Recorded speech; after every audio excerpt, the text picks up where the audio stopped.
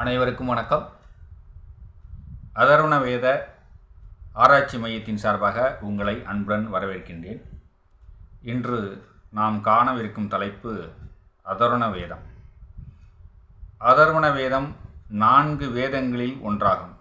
இது மனித வாழ்க்கையின் அன்றாட தேவைகள், உடல்நலம், மனநலம், குடும்ப நலம், சமூக வாழ்வு மற்றும் ஆன்மீக முன்னேற்றம் போன்ற பல்வேறு அம்சங்களை விரிவாக எடுத்துரைக்கிறது.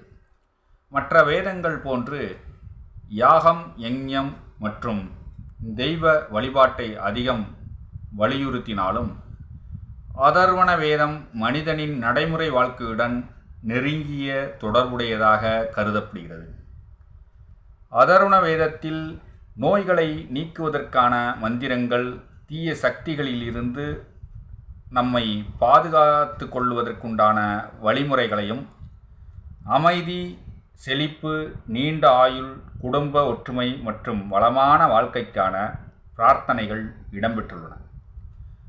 மேலும் இயற்கை, பிரபஞ்சம், உயிரின் தன்மை, மனதின் ஆற்றல் மற்றும் இறையுணர்வு பற்றிய ஆழமான தத்துவ கருத்துகளும் இதில் காணப்படுகின்றன. இந்த வேதம் பாரம்பரியமாக அதர்வன் மற்றும் அங்கிரச மகா முனிவர்களுடன் தொடர்புடையதாக இருக்கின்றது. இதனால் இதற்கு அதர்வாங்கிரசம் என்ற பெயரும் வழங்கப்பட்டு வருகிறது. இதில் சுமார் 20 காண்டங்களும் 730 சுக்தங்கள் மற்றும் ஆயிரக்கணக்கான மந்திரங்கள் இடம்பெற்றுள்ளன. இந்திய ஆன்மீகம், மருத்துவம், மந்திரவியல் மற்றும் தத்துவ சிந்தனையின் வளர்ச்சியில் அதர்வண வேதம் முக்கிய பங்கு வகிக்கிறது.